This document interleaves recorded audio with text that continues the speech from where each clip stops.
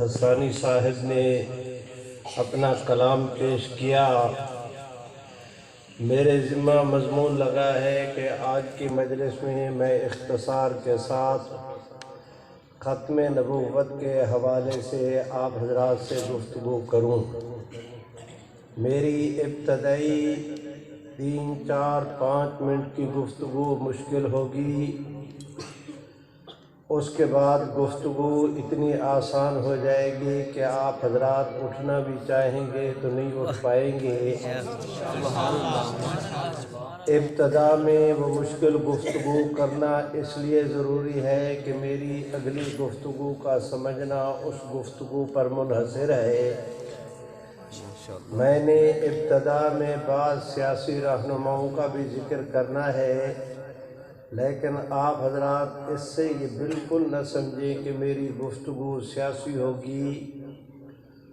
میں ایک مذہبی آدمی ہوں، مذہب ہی میری شناخت ہے، اور میں نے نتیجے کے اعتبار سے مذہبی گفتگو کرنا ہے۔ لیکن جو آج گفتگو کرنا ہے، چونکہ ان میں بعض سیاسی کردار بھی ہیں تو ان کا نام لیے بغیر بھی چارہ نہیں۔ میرے بھائیوں، جو میں آپ حضرات سے گفتگو کر رہا ہوں، یہ دراصل آج سے 46 سال پہلے کے ایک واقعہ سے تعلق رکھتی ہے، اور میں نے صرف وہی ایک واقعہ ہی بیان کرنا ہے۔ 45 سال کے عرصہ میں نے کبھی اس واقعہ کا کبھی ذکر نہیں کیا۔ اس سال ستمبر سے میں نے اس گفتگو کا آغاز کیا ہے اور سارے ملک میں صدائیں دیتا پھر رہا ہوں، آپ کے سامنے بھی وہ کہہ دیتا ہوں۔ میرے بھائیوں، جس وقت 22 مئی 1974 کو نشتر میڈیکل کالج ملتان کے طلباء کا وفد پشاور کے راستے سوات دیر جانے کے لیے چناب نگر کے ریلوے اسٹیشن سے گزرا، قادیانیوں نے اپنی عادت کے مطابق ان طلباء میں لٹریچر تقسیم کیا۔ جیسے کہ طلباء کی عادت ہوتی ہے، انہوں نے قادیانیت کے لٹریچر کو دیکھ کر زمین پر پھینکا، ختم نبوت زندہ باد کے نعرے لگائے۔ یہ پوزیشن دیکھی تو قادیانیوں نے تیوری چڑھائی، پہلے اس کے کہ کوئی تو تکار ہوتی، خیر رہی۔ گاڑی کا 1 منٹ سٹاپ تھا، گاڑی چل پڑی، تصادم ہوتے ہوتے رہ گیا۔ میرے بھائیوں، قادیانی قیادت نے ان طلباء کی ریلوے اسٹیشن پر نعرے بازی کو اپنی اہانت اور سلوکی محسوس کیا، چنانچہ انہوں نے اجلاس بلایا اور طے کیا کہ 29 مئی کو یہی طلباء اسی ٹرین سے صبح واپس آئیں گے۔ چنانچہ ہم نے ان سے انتقام لینا ہے کہ انہوں نے ہمارے اسٹیشن پر ہمارے خلاف کیوں نعرے بازی کی۔ 29 مئی کو طلباء کرام واپس آئے۔ قادیانی اوباشوں نے 2000 اوباش آوارہ مزاج جو ہاکیوں سے، لاٹھیوں سے، لوہے کے ہنٹروں اور آہنی مکوں سے مسلح تھے، ان طلباء کو ٹرین کی بوگیوں سے، سیٹوں سے اٹھایا، پلیٹ فارم پر پھینکا اور ان کی پٹائی کی۔ کسی کا ناک ٹوٹا، کسی کی پیشانی پہ زخم آیا، کسی کے ہونٹ پھٹے، کسی کا سر پھٹا، کسی کی کلائی مروڑی، کسی کے گریبان کو پھاڑا، کسی کے ٹھڈے مارے، کسی کی پسلی توڑی۔ مار مار کر ان طلباء عزیز کو قادیانیوں نے مسلمان طلباء کو قادیانیوں نے عدم ہوا کر دیا۔ میرے بھائیوں، اس کے بعد اس کے نتیجے میں جہاں جہاں تک خبر نکلی پہنچی، کراچی سے لے کر خیبر تک پورے پورا ملک سراپا احتجاج ہو گیا۔ آپ حضرات کی دینی قیادت نے مسلمان تحریک کے لوگوں کے جذبات کو کنٹرول کرنے کے لیے ان کے غصے کا پورا رخ اس طرف کر دیا کہ ہم نے قانون شکنی نہیں کرنی۔ یہ آدمی میرے باپ کو گالی دیتا ہے، میں اس کی دکان پر نہیں جاتا۔ دنیا لیے پھر رہی ہے UN کے قانون کو، مجھے بتایا جائے کہ کون سا قانون ہے جو مجھے مجبور کرتا ہے کہ تم اس کی دکان پہ سودا لینے کے لیے ضرور جاؤ۔ اس آدمی نے میرے نبی علیہ السلام کی اہانت کی، میں اسے اپنی دکان کے تھڑے پہ نہیں آنے دیتا۔ اگر دنیا کے حقوق ہیں تو میرا بھی کوئی حق ہے۔ کون سا قانون ہے جو مجھے مجبور کرے کہ تم اسے ضرور دکان پر آنے دو؟ آپ حضرات کی دینی قیادت نے مسلمانوں سے مطالبہ کیا کہ قادیانیوں کے ساتھ ہماری نہ لڑائی ہے، نہ جھگڑا، نہ افرا، نہ تفریح، کوئی ہمارا ان کے ساتھ جھگڑا نہیں، بس یہ کہ ہم ان کے پاس نہیں جاتے، انہیں ہمارے پاس آنے کی اجازت نہیں۔ اس کو کہتے ہیں معاشرتی بائیکاٹ، اس کا اعلان کر دیا گیا۔ میرے بھائیوں، اس وقت آپ حضرات کے ملک کے عزیز پاکستان کے پرائم منسٹر تھے جناب ذوالفقار علی بھٹو۔ کہتے ہیں حسن وہ جس کا سوکن کو بھی اعتراف ہو، وہ انتہائی بالغ النظر محب وطن قومی رہنما تھے، انٹرنیشنل فیم کے آدمی، مذاکرات ٹیبل ٹاپ کے بادشاہ۔ انہوں نے 2-4 دن تو دیکھا، لیکن وہ بات کی تہ تک پہنچ گئے کہ یہ علماء نہ قانون کو ہاتھ میں لیتے ہیں، نہ کسی کے ساتھ الجھتے ہیں۔ پورے ملک کی ہر مسجد کی ہر نماز میں، نماز کے بعد 5-7 منٹ ختم نبوت پر بیان ہوتا ہے، مسلمانوں کے جذبات کی لو کو برقرار رکھا جاتا ہے، برابر انہیں ایندھن ڈال کے ان کے الاؤ کو روشن رکھا ہوا ہے۔ اگر یہی صورتحال رہی تو یہ حضرات تو اگر 3 سال بھی تحریک کو چلانا چاہیں تو ان کے لیے کوئی مشکل نہیں۔ میرے بھائیوں، جناب ذوالفقار علی بھٹو حضرات علماء کرام کی اس پالیسی سے متاثر ہو کر انہوں نے یہ اعلان کیا کہ میں حکومتی سطح پر کوئی فیصلہ کرنے کی بجائے قادیانی مسئلے کو میں نیشنل اسمبلی کے سپرد کرتا ہوں۔ اسمبلی انتہائی غور و خوض کے بعد، سوچ بچار کے بعد جو چل کر فیصلہ کرے گی اسے حکومت بھی قبول کرے، عوام بھی قبول کرے، قادیانی بھی قبول کرے۔ میرے بھائیوں، اس زمانے میں قادیانی جماعت کے چیف گرو تھے مرزا ناصر۔ اس نے 3 حضرات کو خط لکھے، نیشنل اسمبلی کے سیکرٹری جنرل، وفاقی وزیر قانون اور جناب پرائم منسٹر۔ ان تینوں خطوط میں ایک ہی عنوان تھا کہ اگر آپ نے ہمارے عقائد پر قومی اسمبلی میں بحث کرنا ہے تو ہمارا موقف بھی قومی اسمبلی میں سنا جائے۔ اگر آپ نے ہمارا موقف سنے بغیر فیصلہ کیا تو وہ یک طرفہ فیصلہ ہوگا۔ جناب بھٹو صاحب کو جس وقت یہ خط ملا، انہوں نے مفکر اسلام مولانا مفتی محمود، مولانا شاہ احمد نورانی، جناب پروفیسر غفور احمد صاحب کو بلایا، اپنے میز کی دراز سے وہ خط نکال کر حضرت مفتی صاحب کے سامنے رکھا۔ مفتی صاحب نے پڑھا، آپ زیر لب مسکرائے اور آپ نے کہا کہ جناب بھٹو صاحب، ہم تو قادیانیوں کو ادھر ادھر تلاش کرتے پھر رہے تھے، یہ تو آپ کی میز کی دراز سے مل گئے۔ آپ انہیں 1 منٹ ضائع کیے بغیر سرکاری طور پر مطلع کریں کہ وہ بڑے شوق کے ساتھ قومی اسمبلی میں آئے۔ ہم انشاءاللہ حضور کی ختم نبوت کے مسئلے کو قومی اسمبلی میں بھی تنہا نہیں چھوڑیں گے، دشمن پر اتمام حجت کریں گے۔ جناب بھٹو صاحب نے جس وقت یہ سنا، مارے حیرت کے ان کی آنکھیں کھلی کی کھلی رہ گئیں۔ وہ یہ سمجھتے تھے کہ علماء قادیانیوں کا آنا نہیں مانیں گے۔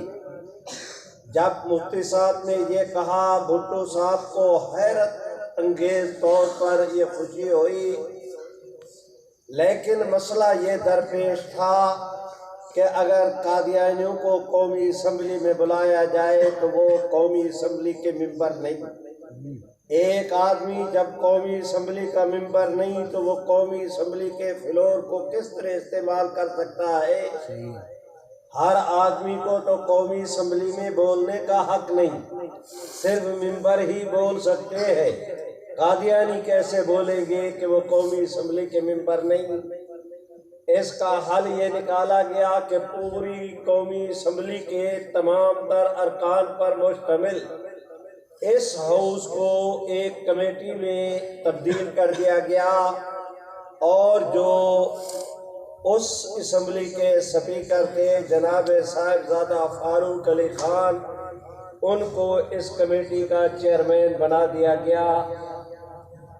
اب ایک اور مشکل پیش آئی کہ قومی اسمبلی کے ممبران کی تعداد اس زمانے میں 308 تھی، اور جو اسپیشل سیٹوں پر آتے تھے انہیں بھی شامل کیا جائے تو ان کی تعداد 316 کے قریب بنتی تھی۔ اب قادیانی خلیفہ جواب دینے والا، ایک سوال کرنے والے 300 آدمی، تو پوری اسمبلی مچھلی منڈی بن جائے گی۔ اس کے لیے طے یہ کیا گیا کہ اسمبلی کا کوئی ممبر براہ راست قادیانیوں سے سوال نہیں کرے گا، وہ اپنے سوالات لکھ کر کمیٹی کے ایک سب کمیٹی بنائی گئی 3-4 ارکان پر، یہ ان کو پیش کریں گے، وہ ان خطوط سے چھانٹی کر کے وہ سوالات اٹارنی جنرل کو دیں گے، اٹارنی جنرل قادیانیوں سے سوال کرے گا۔ میرے بھائیوں، بحث شروع ہو گئی۔ 11 دن قادیانی جماعت کے چیف گرو مرزا ناصر پر بحث ہوئی، 2 دن لاہوری گروپ کے اللہ بخش ڈاکٹر سعید وغیرہ پر۔ میرے بھائیوں، میں درخواست کرتا ہوں، اس کے بعد قومی اسمبلی کے ارکان نے اس مسئلہ پر اظہار خیال شروع کیا، ان کی تقریریں بھی جاری رہیں۔ آج 3 دن کارروائی ہوئی، 4 دن کے لیے چھٹی ہو گئی، ہفتہ کارروائی ہوئی، 3 دن کے لیے ملتوی کر دی گئی۔ یوں تقریباً 2.5 مہینے تک قادیانی مسئلہ قومی اسمبلی میں زیر بحث رہا۔ 7 ستمبر کو جناب بھٹو صاحب نے فیصلے کی تاریخ مقرر کر رکھی تھی کہ قومی اسمبلی اس مسئلے پر غور و فکر کرنے کے بعد اپنے فیصلے کا اعلان کرے گی۔ میرے بھائیوں، آج 6-7 ستمبر کی درمیانی رات حضرت مولانا مفتی محمود، مولانا شاہ احمد نورانی، جناب پروفیسر غفور احمد، ادھر جناب ذوالفقار علی بھٹو، مولانا کوثر نیازی، جناب عبدالحفیظ پیرزادہ وفاقی وزیر قانون، اور افضل چیمہ وفاقی لا سیکٹری، 4 آدمی گورنمنٹ کی طرف سے، 3 آدمی ہماری طرف سے، 7 آدمیوں کے مذاکرات شروع ہوئے۔ جناب بھٹو صاحب نے حضرت مولانا مفتی محمود صاحب نے کہا کہ حضرت، قومی اسمبلی میں قادیانیوں کو غیر مسلم اقلیت قرار دینے کے لیے 6 قراردادیں جمع ہیں۔ ایک مسئلے پر 6 قراردادیں منظور نہیں ہو سکتی، 1 قرارداد منظور ہوگی، باقی 5 کو مسترد کیا گیا۔ تو ان قراردادوں کے جو محرکین ہیں وہ اس پر احتجاج کریں گے 2.5 مہینے بڑے اتفاق رائے اور خوش اسلوبی کے ساتھ اجلاس ہوتے رہے۔ فیصلے کے دن اگر ہڑبوں کی کیفیت پیدا ہو گئی تو پوری دنیا میں ہمارے متعلق کوئی اچھا تاثر نہیں جائے گا۔ اس لیے میری تجویز یہ ہے کہ ان 6 قراردادوں کو مسترد کر دیا جائے۔ ایک قرارداد آج آپ ہم بیٹھ کر متفقہ طور پر نئی تیار کر لیتے ہیں۔ وہ قرارداد نہ گورنمنٹ کی طرف سے پیش ہو نہ اپوزیشن کی طرف سے، تاکہ کریڈٹ کا بھی کوئی چکر نہ رہے۔ وہ قرارداد بحیثیت قومی اسمبلی کے ممبر ہونے کے وفاقی وزیر قانون پیش کرے۔ اسمبلی کے تمام ممبران اور ہاؤس کی طرف سے اس کی تائید قائد حزب اختلاف کی طرف سے حضرت مولانا مفتی محمود صاحب کریں۔ اس کے بعد ووٹنگ ہو، ووٹنگ کے بعد نتیجے کا اعلان، ساری قوم لگائے نعرہ جائے گھروں کو۔ حضرت مولانا مفتی محمود صاحب نے جواب میں فرمایا کہ جناب بھٹو صاحب، ہم زمینی حقائق کا انکار نہیں کرتے۔ واقعہ بھی یہ ہے کہ ایک مسئلے سے متعلق ایک قرارداد منظور ہوگی، 6 نہیں منظور ہو سکتی، لیکن یہ کام آپ کو پہلے کر لینا چاہیے تھا۔ آج 6-7 ستمبر کی درمیانی رات، کل 7 ستمبر، صرف ایک رات باقی ہے۔ آپ نے کام تو اچھا کہا لیکن دیر بہت کر دی۔ جناب بھٹو صاحب نے آگے سے جواب دیا کہ مفتی صاحب، اگر میں پہلے متفقہ قرارداد کے لیے آپ لوگوں کو بلا لیتا، کوئی قرارداد مرتب کر لیتی، کئی دنوں کے بعد اسمبلی میں وہ پیش ہوتی، درمیان کی مدت میں اگر یہ خبر لیک ہو جاتی، قادیانیوں نے باہر کی دنیا سے ہمارے اوپر اتنا دباؤ ڈالنا تھا کہ حکومت کو اس کا فیس کرنا مشکل ہو جاتا۔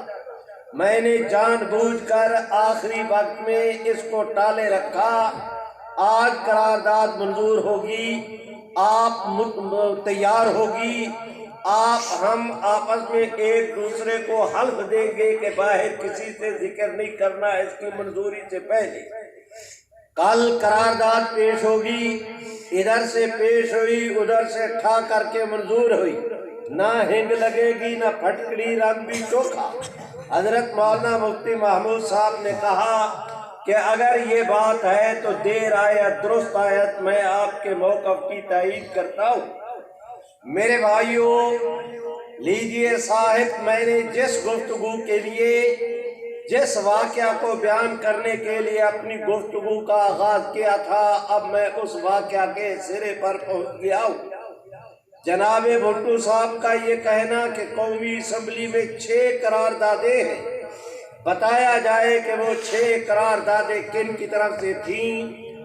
میرے بھائیوں، جب اسمبلی کا قادیانی مسئلے پر اجلاس شروع ہوا، ایک قرارداد گورنمنٹ نے پیش کی تھی، ایک قرارداد متحدہ اپوزیشن کی طرف سے مولانا شاہ احمد نورانی نے پیش کی تھی، ایک قرارداد ہمارے حضرت مولانا محمد ذاکر صاحب سے جامعہ آباد محمدی شریف کے، جو بھوانا چنیوٹ کے قریب ان کا حلقہ تھا، اس وقت اس کو ضلع جھنگ لگتا تھا، آج چنیوٹ۔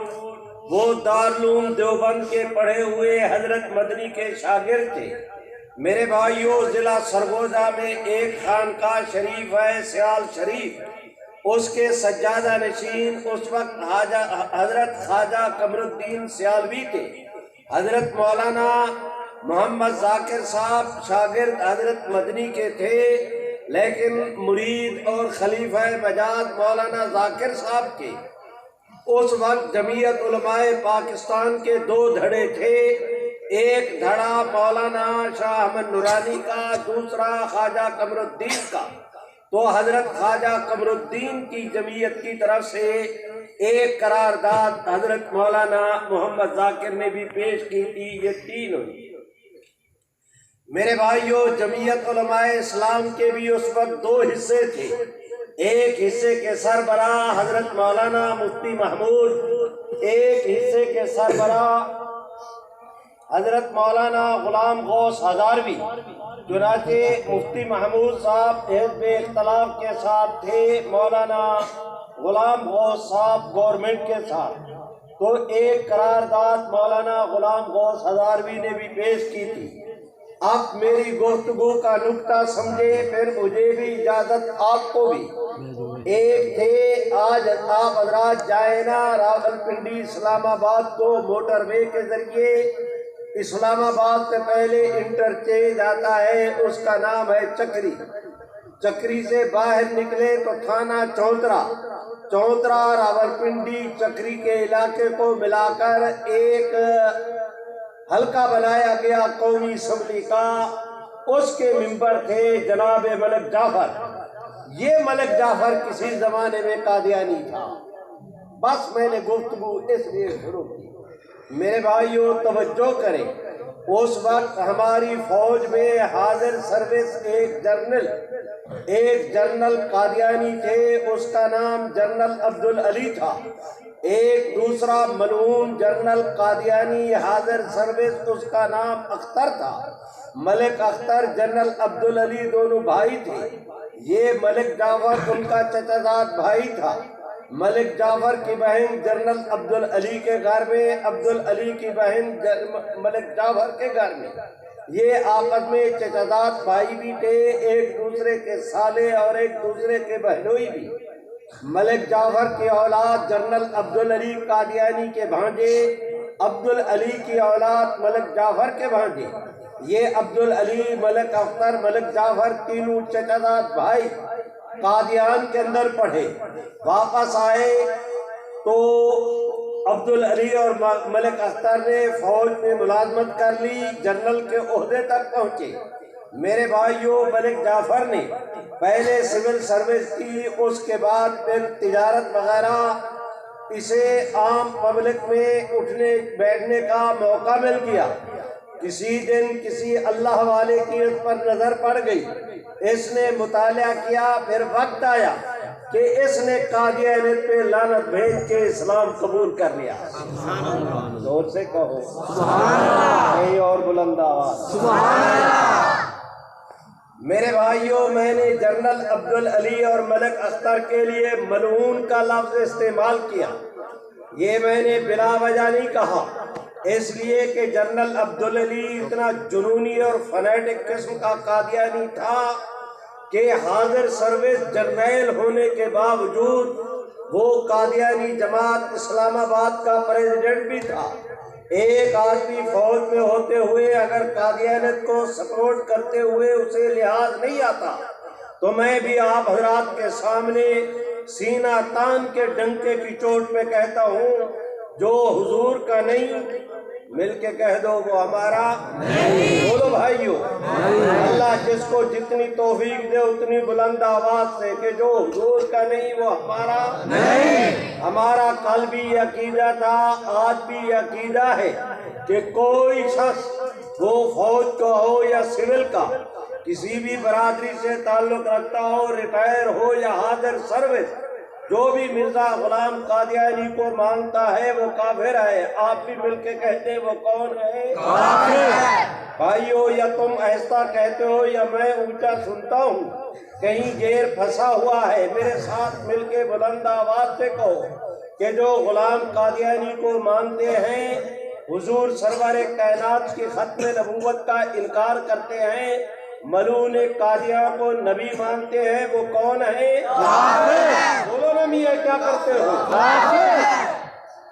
قادیانی جماعت نے جس وقت دیکھا کہ ملک جعفر نے اسلام قبول کر لیا، انہوں نے خط لکھا اپنی جماعت کے صدر جنرل عبدالعلی کو۔ قادیانیت کے لیے یہ خبر کیا تھی؟ ایک بھوچال کی کیفیت، ان کی بوٹی بوٹی پر کپ کپی طاری ہو گئی، پوری قادیانیت کے پاؤں تلے آگ جلنے لگی، پوری قادیانیت نے ان کے دماغوں سے دھواں نکلنے لگا، وہ اس خبر کو سن نہیں سکتے تھے۔ انہوں نے ملک عبدالعلی قادیانی کو کہا کہ آپ ملک جعفر کو کہیں کہ وہ جماعت سے معافی مانگے، دوبارہ قادیانیت قبول کرے، اور اگر قادیانیت قبول نہیں کرتا تو اس ملک جعفر کو کا بائیکاٹ کیا جائے، آج کے بعد آپ ان کے گھر نہ آئے، وہ آپ کے گھر نہ آئے، اسے قادیانیت چھوڑنے کا یہ مزہ چکھایا جائے کہ یہ اکیلے اور تنہائی کے ماحول میں ایڑیاں رگڑتا رگڑتا مر جائے۔ میرے بھائیوں، عبدالعلی نے یہ خط پڑھا، اپنی ماں کو بلایا کہ وہ آپ کا ملک جعفر آپ کا بھتیجا بھی ہے اور آپ کا داماد بھی، آپ اسے جائیں سمجھائیں کہ وہ قادیانیت قبول کرے، اگر قادیانیت قبول نہیں کرتا تو اس کی گھر والی کو یعنی میری بہن کو اس سے بھی واپس لے کر آئیں، اس کے بچوں کو بھی، اور اسے کہہ کر آئیں کہ آپ کا ہمارا مرنا جینا ختم، آج کے بعد کوئی ملاقات نہیں ہوگی، اس کے بائیکاٹ کا اعلان کر کے آئیں۔ میرے بھائیوں، اس خاتون نے دوپٹہ رکھا، سر پہ جوتی سنبھالی، چل پڑی، اللہ کی شان، گھر گئی تو ملک جعفر آگے سے گھر پر موجود تھے، اس نے ان کو سمجھانے کی کوشش کی۔ ملک جعفر نے جواب کے اندر کہا کہ اماں، جب تک مجھے پتا نہیں تھا، آنکھیں بند کیے ہوئے تھا، میں مکھی پہ مکھی کھاتا گیا، اب میری آنکھیں کھل گئی ہیں، کھلی آنکھوں کے ساتھ اب مکھی نگلنا میرے لیے ممکن نہیں رہا۔ میرے بھائیوں، جس وقت اس نے یہ بات کہی، خاتون نے اور زور لگایا کہ نہیں، آپ اپنے فیصلے پر نظر ثانی کریں، آپ کے لیے یہ نقصان دہ ہے، پوری جماعت آپ پر ناراض ہے۔ میرے بھائیوں، تو ملک جعفر نے آگے سے جواب کے اندر کہا کہ اماں، اگر یہ بات ہے تو اب میں اس مقام پر کھڑا ہوں کہ قادیانیت کیا، میں ساری دنیا کو چھوڑ سکتا ہوں، محمد عربی کو نہیں چھوڑ سکتا۔ بلند آواز سے کہو، اور بلند آواز سے، یقین کے ساتھ کہ آپ کی میری جہاں تک آواز جائے گی، یہ کائنات کا ذرہ ذرہ، مسجد و مدرسہ کی ایک ایک اینٹ، درختوں کا ایک ایک پتا، فضاؤں کا ایک ایک جرثومہ قیامت کے دن آپ کے میرے ایمان کی گواہی دے گا۔ زور سے کہہ دو نا سبحان اللہ۔ میرے بھائیوں، اس حالت میں بڑی حیرت کے ساتھ خاتون نے اپنی بیٹی کی طرف دیکھا، یعنی ملک جعفر کی بیوی کی طرف۔ آگے اس کی بیوی نے، اس خاتون کی بیٹی نے کہا، عبدالعلی کی بہن قادیانی تھی، اس نے کہا کہ اماں، میرے اور میرے میاں کے گھریلو تعلقات اچھے ہیں، ہماری صحیح ایڈجسٹمنٹ ہے، ہمارا ہستہ بستہ گھرانہ، ہماری جوان اولاد، ہماری جائیداد، ہماری عزت، آپ کیا کرتے ہیں کہ مجھے ان سے جدا کرتے ہیں کہ میں اپنے گھر کی بجائے ساری زندگی بھائیوں کے ٹکڑوں پر پلتی رہوں، میرے بیٹے ان کے دروازے پر فقیروں کی طرح رہے، مجھ سے یہ نہیں ہو سکتا۔ اس قادیانی خاتون عبدالعلی کی والدہ نے کہا کہ بیٹی تم احمدی ہو، یہ غیر احمدی ہے، تمہارا ان کے ساتھ نکاح نہیں ہو سکتا۔ میرے بھائیوں، آگے اس خاتون نے کہا کہ اماں، اگر یہ بات ہے کہ نکاح نہیں ہو سکتا اس لیے کہ اس کا عقیدہ مسلمانوں والا، میرا قادیانیوں والا، تو پھر سنیں، جو مذہب میرے میاں کا، میرا مذہب بھی وہی، میں نے بھی قادیانیت پہ لعنت بھیجی، اسلام کو قبول کیا۔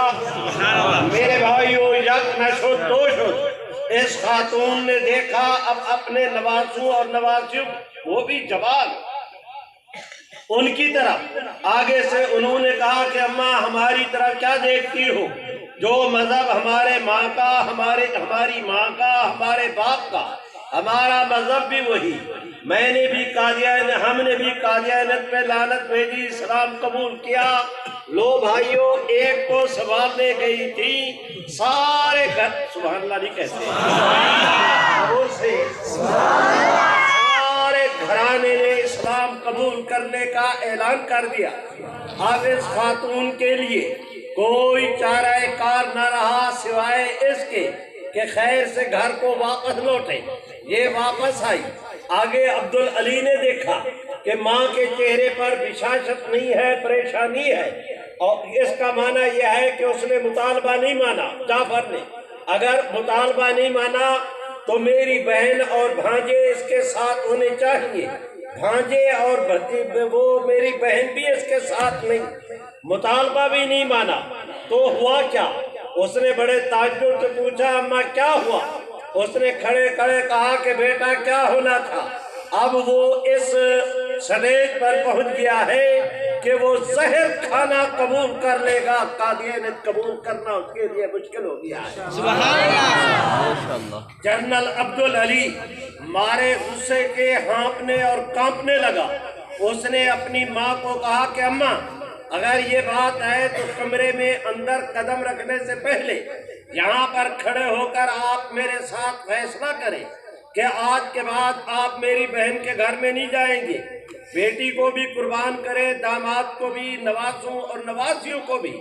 سارے انہوں نے اگر قادیانیت کو چھوڑا تو ہم نے بھی سارے رشتے چھوڑے. آگے اس خاتون نے جواب دیا.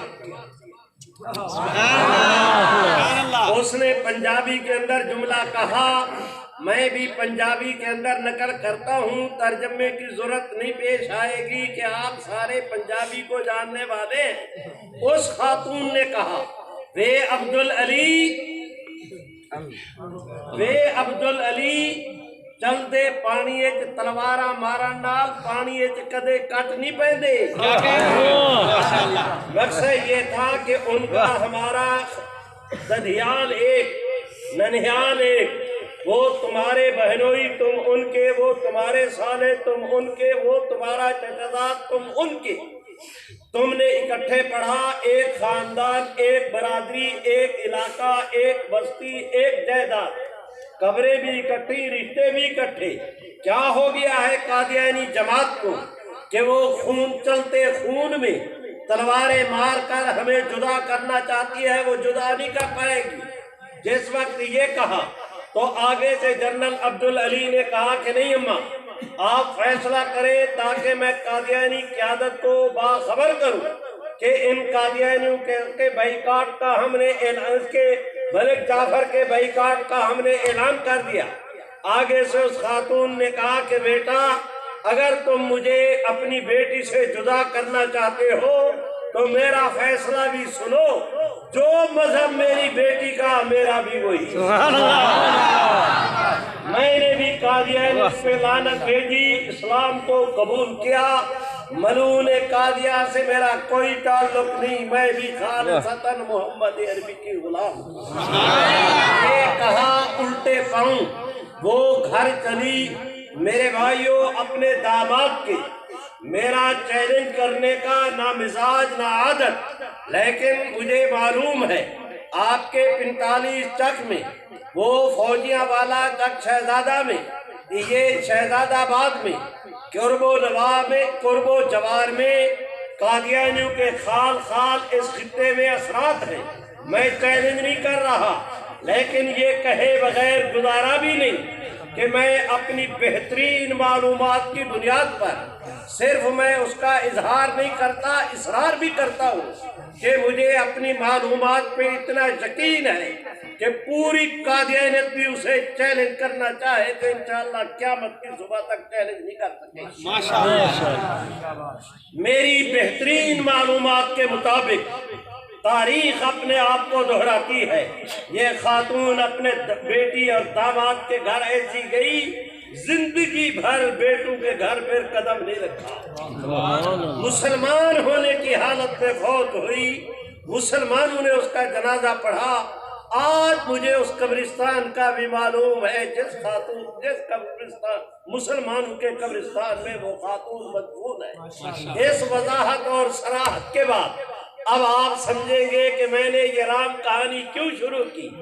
یہ جو ملک جعفر تھا، اس نے جب قادیانیت کو چھوڑا، 70 کے الیکشن میں حصہ لیا، پاکستان پیپل پارٹی کے جناب بھٹو صاحب نے اسے چونترا چکری اس سیٹ سے ٹکٹ دیا. اللہ نے کرم کیا کہ یہ قومی سبحان اللہ نہیں کہتے یہ قومی اسمبلی کا ممبر منتخب ہوا، صرف ممبر نہیں آگے وفاقی وزیر بھی بنا۔ قادیانی جسے حقیر بنا کے مارنا چاہتے تھے اللہ نے اسے وزیر بنا کے چمکا۔ میرے بھائیوں اب میری گزارش سنو، ایک قرارداد اس ملک جعفر نے بھی قادیانیوں کے خلاف قومی اسمبلی میں جمع کرائی۔ میری عادت نہیں کہ 10 مسئلے بیان کروں، آپ جائیں آپ کو ایک بھی یاد نہ ہو، بھلے میں ایک بات کہوں گا اور اپنے وعدے پہ بھی قائم کہ گفتگو لمبی نہیں کرتا، اب میں شارٹ کٹ کرتا ہوں۔ میرے بھائیوں ذرا توجہ کریں، یہ 6 قراردادیں تھیں۔ جناب بھٹو صاحب نے مولانا مفتی محمود، ان کے گرامی قدر رفاقہ حضرت مولانا شاہ احمد نورانی وغیرہ انہوں نے رات لگائی، 3 ساڑھے 3 گھنٹے لگائے اور وہ اول سے لے کر A to Z پوری قرارداد 3 ساڑھے 3 گھنٹوں میں مکمل کر دی۔ اگلے دن قومی اسمبلی کا اجلاس تھا۔ آج کل تو آپ کے ڈی سی اوز ہیں، اس زمانے میں ڈی سی صاحبان ہوتے تھے۔ جناب بھٹو صاحب نے ڈی سی صاحبان کو کہا کہ آپ پورے ملک کے کراچی سے خیبر تک قومی اسمبلی کے ممبران کی 7 ستمبر کو حاضری کو قومی اسمبلی میں یقینی بنایا جائے۔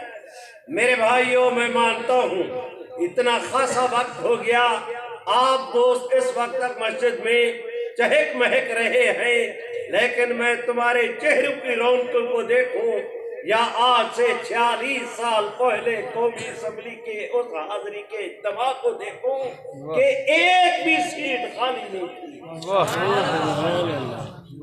جناب اسپیکر صاحب کی صدارت میں اجلاس شروع ہوا۔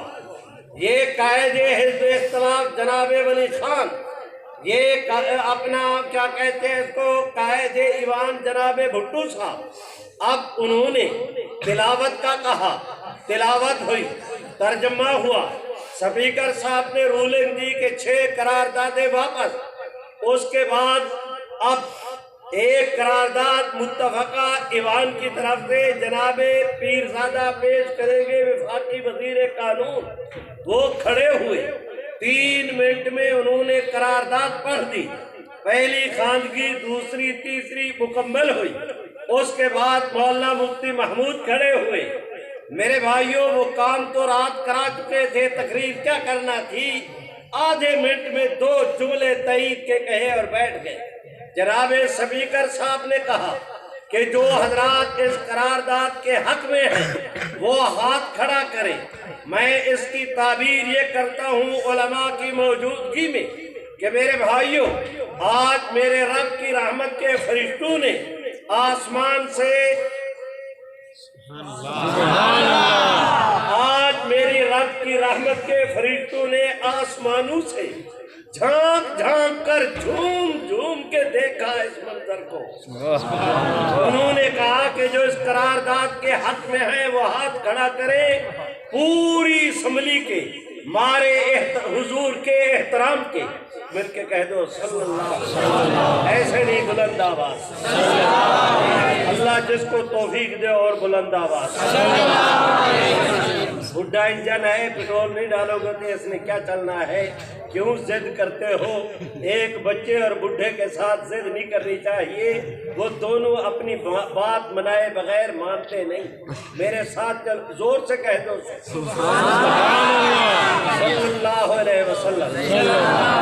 بھائیوں بلند آواز سے، بلند آواز سے، پوری ادھر اعلان ہوا کہ اسمبلی کے ممبران جو اس قرارداد کے حق میں ہیں وہ ہاتھ کھڑے کریں۔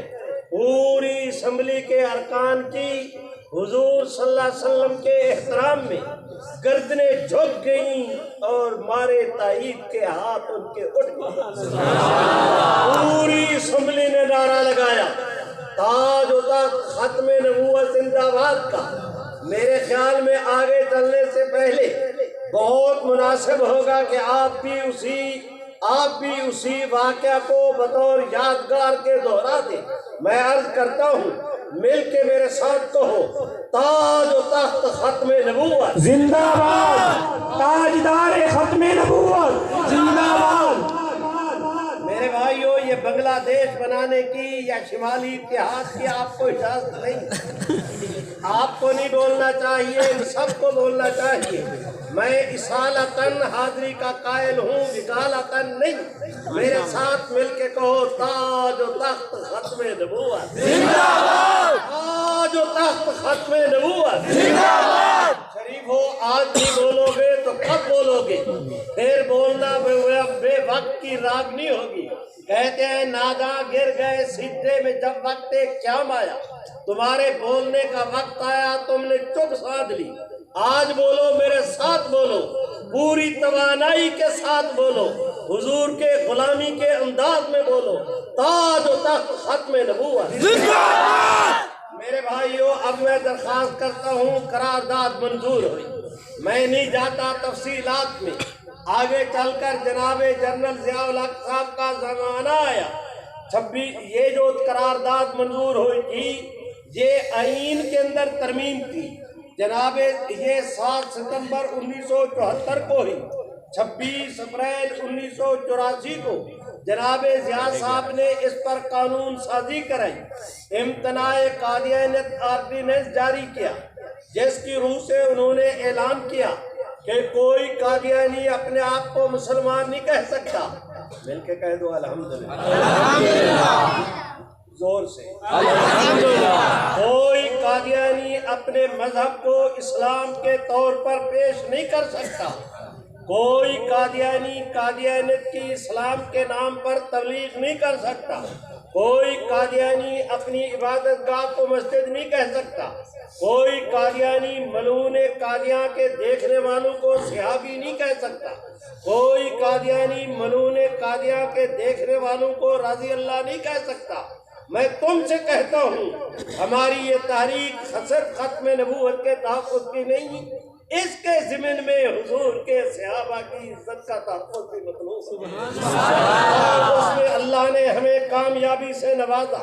ہم نے کفر اور ہم نے نہیں، میرے رب کی رحمت نے کفر اور اسلام کے درمیان ایسی دیوار کھڑی کر کے ایک تمیز پیدا کر دی کہ دوست دشمن پہ واضح ہو گیا کہ ملعون قادیاں کے ماننے والے مسلمان نہیں، آپ بھی تو کہتے مسلمان نہیں۔ قادیانی اپنی عبادت گاہ کو مسجد نہیں کہہ سکتے، کوئی قادیانی مسلمانوں کی طرز پر اذان نہیں دے سکتا، کوئی قادیانی کو مرزا قادیانی کے خلفاء کو خلیفۃ المسلمین یا امیر المومنین نہیں کہہ سکتا۔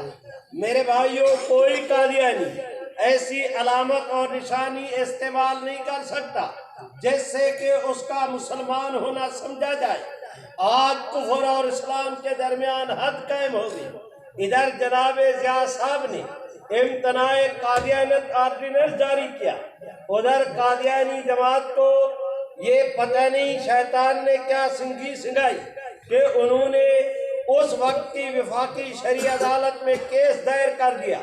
میرے بھائیوں، آج بھی اگر آپ حضرات اسلام آباد کے ہائی کورٹ کے احاطے کے اندر جائیں، ہائی کورٹ کا وہ احاطہ جہاں پر بوہڑ کا درخت ہے، اس کے سامنے والے ہال میں جناب جسٹس آفتاب حسین صاحب کی صدارت میں 5 رکنی وفد نے کیس کی سماعت شروع کی۔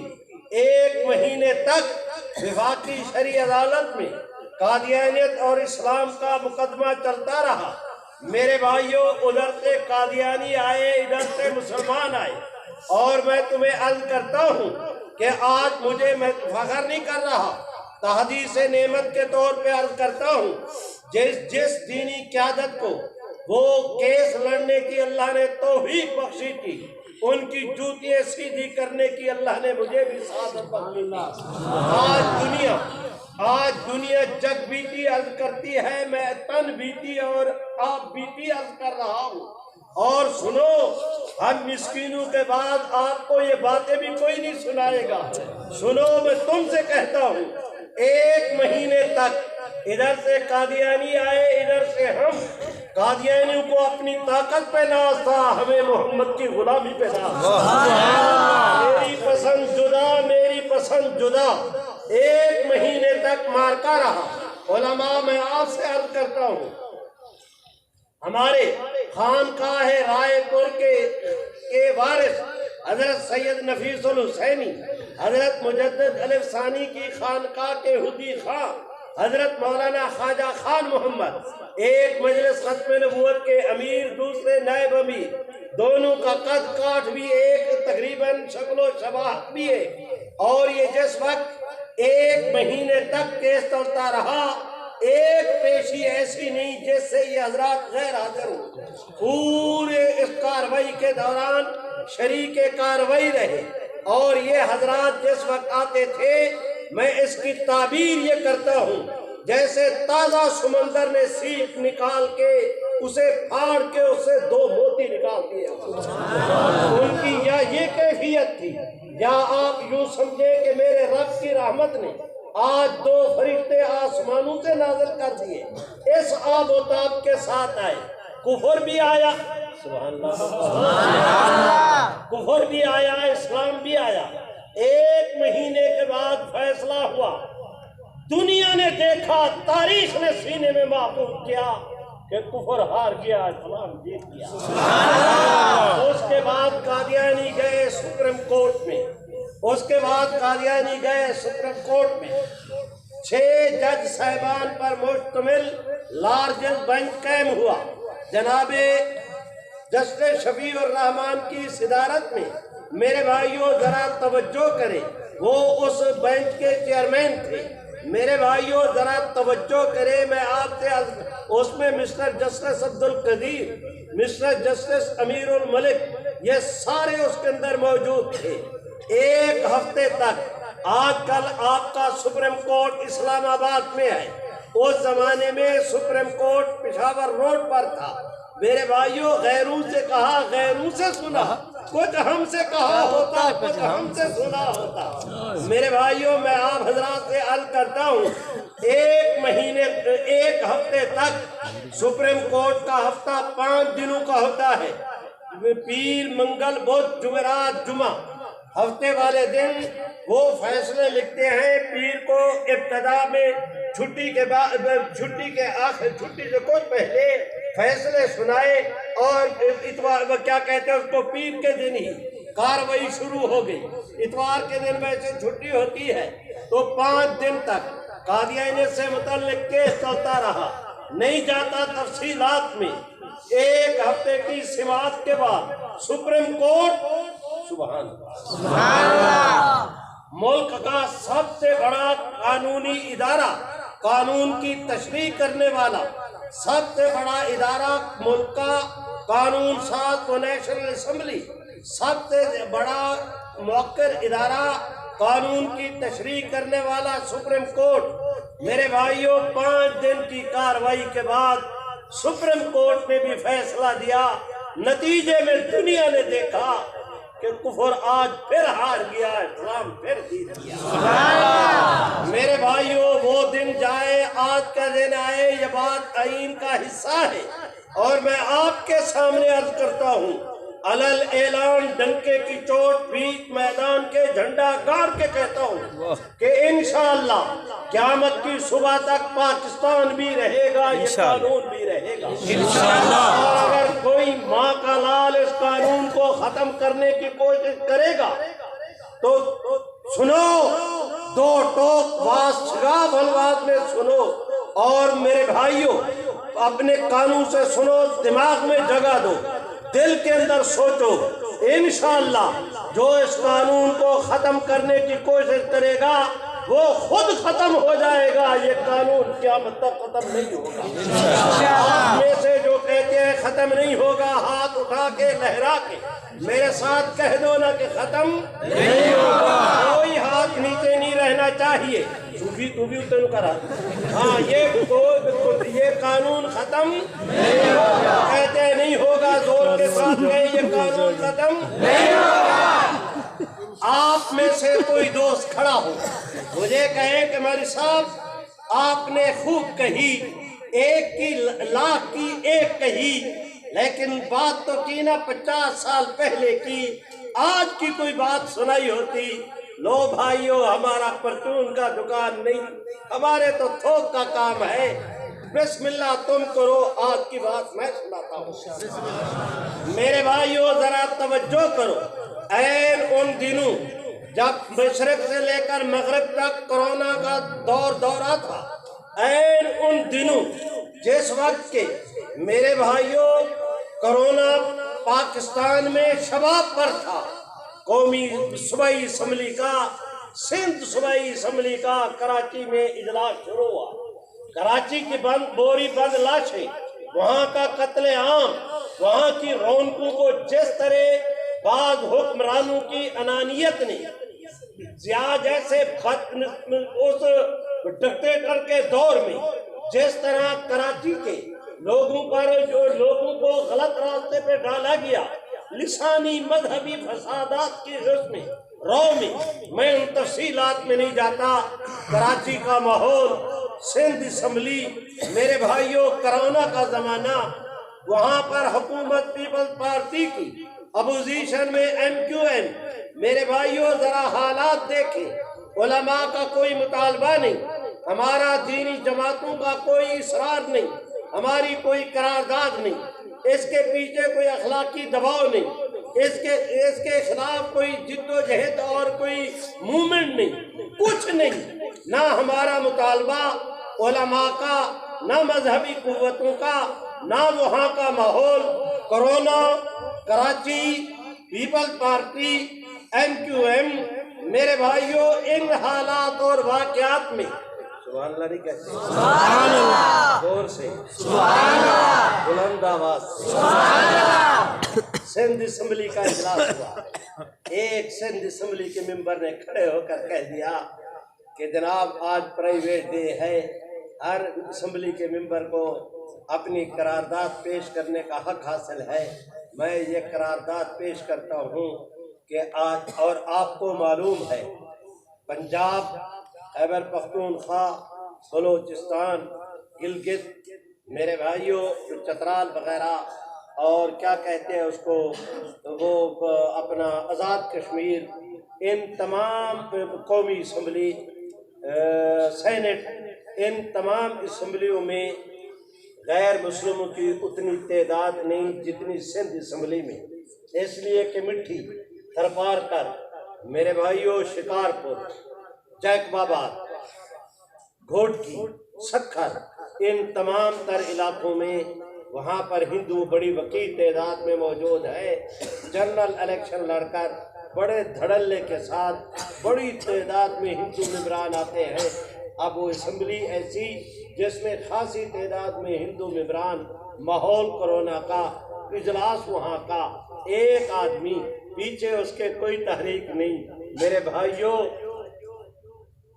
سبحان اللہ، خدا جب کرنے پہ آتا ہے، دینے پہ آتا ہے، اسے روک کوئی نہیں سکتا، جب روکنے پہ آتا ہے تو پھر کوئی دے نہیں سکتا۔ عزت اور ذلت کا مالک کون؟ بولو اللہ کا نام بلند کرو گے، اللہ تمہیں دنیا آخرت میں بلند کرے گا۔ مل کے میرے ساتھ کہو، عزت اور ذلت کا مالک کون؟ موت اور حیات کا مالک کون؟ دینے لینے والا، بولو نا میاں، دینے لینے والا کون؟ یہ اسمبلی کا ممبر کھڑا ہوا، اس نے قرارداد پیش کی۔ اسمبلی کے ممبران، جناب سپیکر کی وساطت سے میں آپ کے سامنے قرارداد پیش کرتا ہوں کہ آج یہ اسمبلی متفقہ طور، سبحان اللہ نہیں کہتے، یہ اسمبلی متفقہ طور پر قرارداد منظور کرے کہ آج کے بعد پورے صوبہ سندھ میں اواڑوں سے لے کر کراچی تک، جیکب آباد سے لے کر وہ کیا کہتے ہیں اس کو مٹھی بدین کے علاقے تک، پورے صوبے میں، صوبے کے نصاب تعلیم میں، صوبے کی سرکاری خط و کتابت میں آج کے بعد جہاں کسی ضرورت سے حضور کا نام لکھا جائے، اکیلے آپ کا نام نہ لکھا جائے، خاتم النبیین بھی لازمی طور پر میرے بھائیو، ابھی آپ حضرات کے اسمبلی کے ممبر جناب کسیلا صاحب ارشاد فرما رہے تھے کہ سپیکر صاحب تک بات پہنچی. سپیکر حضرات کے پاس بڑے اختیارات ہوتے ہیں، بڑا حربہ ہوتا ہے. کسی قرارداد کو ٹالنا ہو پینڈنگ میں ڈال دیا، کسی قرارداد کو ٹالنا ہو سٹینڈنگ کمیٹی کے سپرد کر دیا. اس کے الفاظ کو درست کرو، اگلی پیشی پہ دیکھیں گے، اس کی پھر باری آئے گی، دیکھا جائے گا. ہزار اسے ملتوی کرنے کے بہانے، لیکن اس دن قدرت نے ایسا کرم کیا. ادھر سبحان اللہ نہیں کہتے، سبحان اللہ، اور سے ادھر قرارداد پیش ہوئی، ادھر سپیکر کے منہ سے نکلا کہ جو قرارداد کے حق میں ہیں، تائید میں ہیں، وہ ہاتھ کھڑے کریں. اس نے کہا ہاتھ کھڑے کریں. پوری اسمبلی میں حاضر ایک ممبر بھی ایسے نہیں تھا جس نے تائید میں ہاتھ کھڑے نہ کیوں، سب کے ہاتھ کھڑے ہو گئے. سبحان اللہ. علماء آج حضور کی امت دعوت، حضور کی امت اجابت کو حضور کی اطاعت میں اللہ نے اکٹھے کر دیا. سبحان اللہ. قرارداد منظور ہوئی. 4 دنوں کے بعد قومی اسمبلی کا اجلاس تھا. اس قومی اسمبلی میں یہی اجلاس منظور ہوئی. وہ قومی اسمبلی جس کے منتخب وزیر اعظم خیر سے خاتم النبیین کا لفظ زبان پہ لائے تو ان کی زبان لڑکھڑانے لگی. اس قومی سبحان اللہ نہیں کہتے، اس قومی اسمبلی میں قرارداد پیش ہوئی، متفق طور پر منظور ہو گئی. لوگوں، من در کے خیال ہے وہ فلک در کے خیال. انسان تیری تدبیر کچھ ہوتی ہے، میرے رب کی تقدیر کچھ ہوتی ہے. ہوگا وہی جو رب کی تقدیر میں ہوگا. ذرا سنو، قومی اسمبلی نے قرارداد منظور کی، سینٹ نے قرارداد منظور کی، پنجاب اسمبلی نے قرارداد منظور کی، آزاد کشمیر کی اسمبلی نے قرارداد منظور کی. میری معلومات کے مطابق میں آپ حضرات سے درخواست کرتا ہوں، میری بہترین معلومات کے مطابق اس کے لیے کمیٹی بن گئی، وہ نوٹیفیکیشن جاری ہو گیا. پورے نصاب تعلیم کو نئے سرے سے مرتب کرنے کا، خاتم النبیین کے اضافے کا، پورے ڈی سی صاحبان کو خطوط آ چکے کہ آج کے بعد تمام ترتیب سیکٹریوں کو کہہ دیا گیا، لا سیکٹریوں کو، لا منسٹروں کو کہہ دیا گیا، چاروں سبحان اللہ نہیں کہتے، چاروں صوبوں کو کہہ دیا گیا کہ آج کے بعد کسی بھی نوٹیفیکیشن میں اگر تم نے حضور کے نام کے ساتھ خاتم النبیین کا اضافہ نہ کیا تو وہ تمہارا آرڈیننس غیر قانونی تصور کیا جائے گا. خدا بندہ سبحان اللہ. مجھے تو آج میں آنکھیں بند کرتا ہوں، مجھے پوری دنیا میں محمد عربی کی ختم نبوت کی موسم بہار کا انداز نظر آتا. میرے بھائیوں، میں نے ماضی کی بات بھی سنائی، میں نے حال کی کہانی بھی سنائی. اب مستقبل کی کہے بغیر بات پوری نہیں ہوگی، اور وہ آپ کہہ دیں، میں پوچھتا جاؤں، آپ میری تائید کرتے جائیں.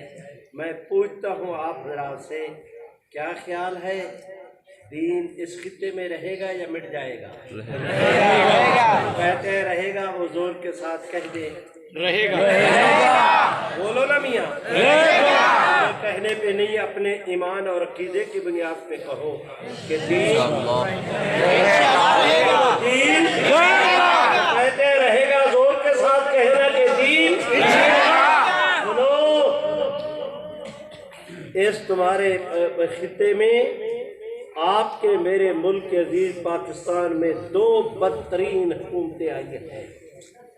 ایک یحییٰ خان کی، جس کمینے کے زمانے میں پورے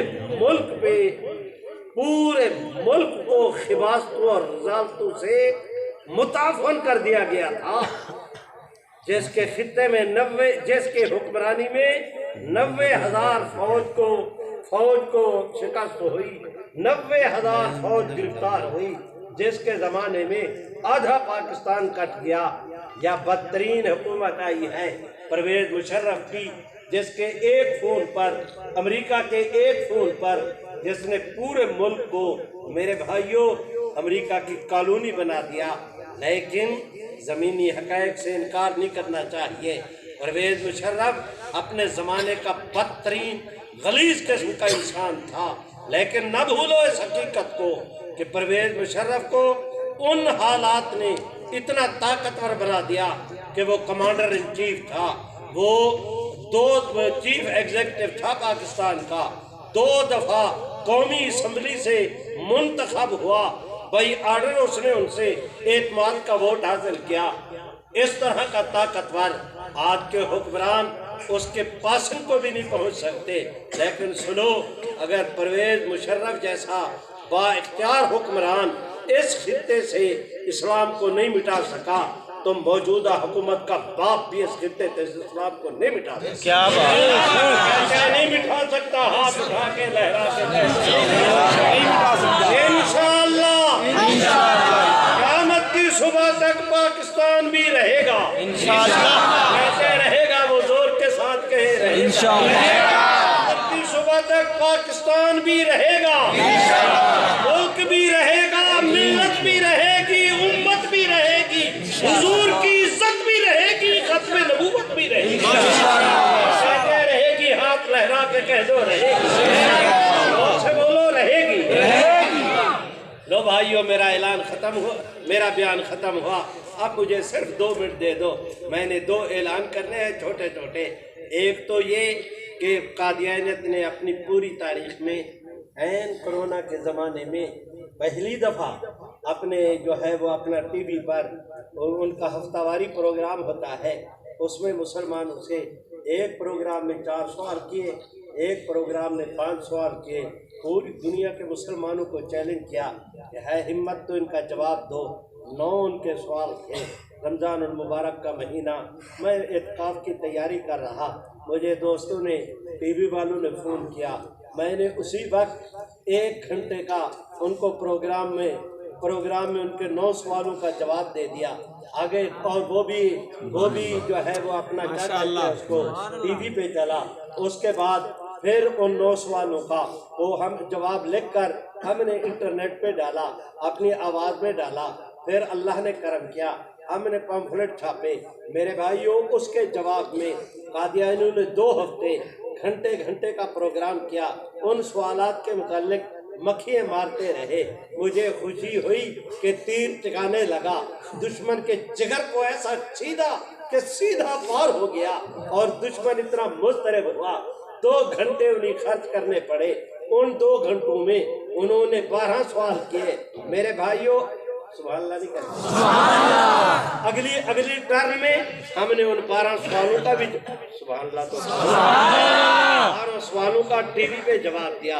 میرے بھائیوں، پھر 12 سوالوں کو ہم نے 12 سوالوں کے جوابات کو نیٹ پہ ڈالا، پھر ان کا پمفلٹ چھاپا۔ میں آپ حضرات سے کہتا ہوں، اللہ کے فضل و کرم سے شوال کا مہینہ گزرا، ذیقعد کا گزرا، ذی الحج کا گزرا، محرم کا گزر گیا، ربیع الاول، 4 مہینے کئی دن ہو گئے، ایسی ان کو سانپ سونگ کیا کہ آج تک ہمارے جوابوں کی طرف میلی نگاہ سے دیکھنے کی جرات بھی نہیں کرتے۔ آج ہم نے دیار کا گلہ ٹھوک کے اوپر پانی لگا کے ایسا ان کا منہ بند کیا، منہ بند نہیں ہوا، ناک کا بھی بند ہوا، بول و رام بھی ہوئی، قادیانیت ہاری، اسلام جیتا۔ لاکھوں کی تعداد میں ہم نے وہ پمفلٹ شائع کیا ہے۔ مانتا ہوں کہ وہ پمفلٹ 11 لاکھ سے زیادہ پیسہ خرچ ہوا، اور لاکھوں کی تعداد میں ہم نے اس کو تقسیم کیا۔ یہ پہلی قسط ہے، ابھی چھاپیں گے اس میں 12 سوالوں قادیانیوں کے 12 سوالوں کے جوابات۔ آج میں آپ سے کوئی پیسہ نہیں مانگتا، ان کی کوئی قدر و قیمت نہیں۔ باہر جائیں تو وہ رسالہ لے کر جائیں، خود پڑھیں، دوستوں کو پڑھائیں۔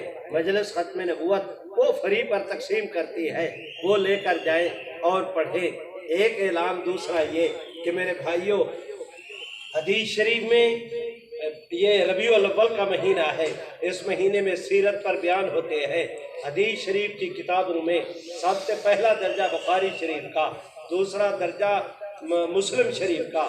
مسلم شریف میں ایک ہے حضور کی تعریف دنیا کرے، ایک وہ تعریف ہے جو حضور خود کرے یا صحابہ کرے۔ وہاں فضائل النبی کے نام پر مسلم شریف میں جو فضائل نبی پر، فضائل النبی صلی اللہ علیہ وسلم پر جو پورا باب ہے، میں نے ایک ساتھی سے گزارش کی کہ ساری حدیثوں کا ترجمہ کر دو، اور آپ کے چہرہ اقدس سے لے کر وفات مبارک پورے تفصیلی حالات محمد عربی کے صحابہ اور آپ کی زبان اقدس سے اس رسالے میں جمع ہو جائے۔ میرے بھائیوں، وہ رسالہ کتاب بیچنی مقصود نہیں، میں آپ کے یہ بھی تبلیغ کا حصہ ہے، خدا کی قسم اٹھا کے کہتا ہوں، اس کے نفع نقصان کے ساتھ میرا ایک پیسے کا دنیاوی مفاد وابستہ نہیں، دین کی بات ہے۔ وہ کتاب بھی 50 روپے کی، اتنی ضخیم کی، وہ اس کا شاندار ٹائٹل حضور سرور کائنات کی سیرت طیبہ احادیث کی روشنی میں، مسلم شریف کی روشنی میں 50 روپے اس کی قیمت ہے۔ 2 3 4 وہ رسالے لے کر جاؤ، پیسے بھی کھلے دینا، میرے ساتھی کے ساتھ لڑنا بھی نہیں، وہ رسالے لے جاؤ، خود بھی پڑھو۔ میری ذاتی خواہش یہ ہے، میں اسے خدا کی قسم تبلیغ سمجھتا ہوں کہ ہماری ہر بچی بیٹی تک، ہمارے ہر بھائی اور ساتھی تک محمد عربی کے حالات خود حضور کی زبانی امت کے پاس آئے۔ وہ رسالہ بھی لے کر جاؤ، جس رسالے کا پہلے اعلان کیا وہ مفت میں، اس کی قیمت 50 روپے۔ ان وضاحتوں اور